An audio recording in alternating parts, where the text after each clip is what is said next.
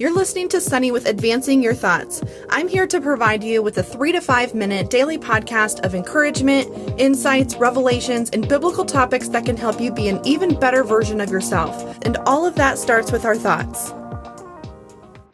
I think we've all come to a point in one situation or another of asking ourselves, is God really paying attention to these prayers? Is he really listening? Is he going to do anything about what I'm asking? Sometimes it's so hard, or I should say most of the time, it's so hard to pray about something when we don't feel like we're seeing anything happen. We don't feel like changes are being made. We don't feel like that person is doing anything different. I know for years, Josh and I prayed about someone finding God and that they would find their salvation. As dark and lost as this person was, honestly, it seemed like it was such a long haul to get to this point. But we knew how desperately that they needed God in their life. So for many years, we would continue to pray for this person and hope for the best and just know that all we can do is pray and live to be an example out of our own life for this person and just hope that God would intervene in the rest of the way in this person's journey to finding their salvation. What's crazy is several years later, we've been in contact and communication throughout the years, and several years later, I happened to have lunch with this person, and they made a comment about something that was basically throwing salt on me, that I should know the answer to this particular topic, or I should know this because of what a Christian I am. And I don't remember what it was exactly about, but basically it was like an indirect way of throwing salt on me because I'm such a Christian. Not that it was meant negative, but it was sort of half and half, or at least I didn't take it negative. I just turned it into a laughing matter between us to lighten it up. So I said, well, why do you think that? Why do you think that I should know about that? And I wish I knew what the topic was so I could be more specific on how I responded, but basically I reciprocated with a question, questioning where her head was at to see what she meant by what she said. And it was a very down-to-earth conversation. So it led to us talking about God, religions out there, different gods people worship, and totally open conversation. And it was an open door for me to share my experience. Because when I'm ministering to someone else, I personally believe the best way that I can minister to someone is to share the incredible experience that I have had personally in one way or another that is due to God's divine intersection in my life. And it's never a you game. It's always a story of what's happened with me. So I shared with her that I can't even imagine going through XYZ situation without believing that there is a God that loves me and that's on my side through this situation.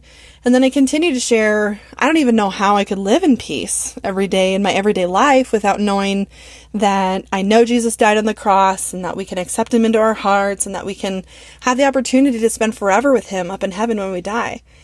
And at some point, I ended up asking her a question in a very nonchalant way if she believed that she would go to heaven when she dies. And I could tell the worldliness in her wanted to fight back. So her answer wasn't a total confident answer that I was hoping for. It was sort of a roundabout, kind of sarcastic way, even though she said it with some smart remarks. The smart remarks were erring on the side of yes as an answer. And at the end of the day, what she was saying is yes. And that may not be the response that I would give you if you were to ask me that question, but it's a response coming from someone who had been through a very dark, lost, demonic past. And this answer was a complete and total breakthrough for her to keep slowly opening the door for the right direction to follow Jesus. Since then, she's even showed up to church at least 3 times in the past year. And that alone is another victory in itself, which is so exciting. I share all this to say, when it comes to praying about situations, other people, our own stuff that we're dealing with, we don't always see what's going on behind the scenes. We don't always know how God is working on their behalf to open up their mind and their heart. Even though we may not see that person drop to their knees and ask God's forgiveness and change their whole life, it doesn't mean that God isn't placing small, tiny seeds in their life to slowly move them in the right direction. So when they're in the right place at the right time, their heart is open to receive. Their mind is ready, and they are ready to receive exactly what God has for them.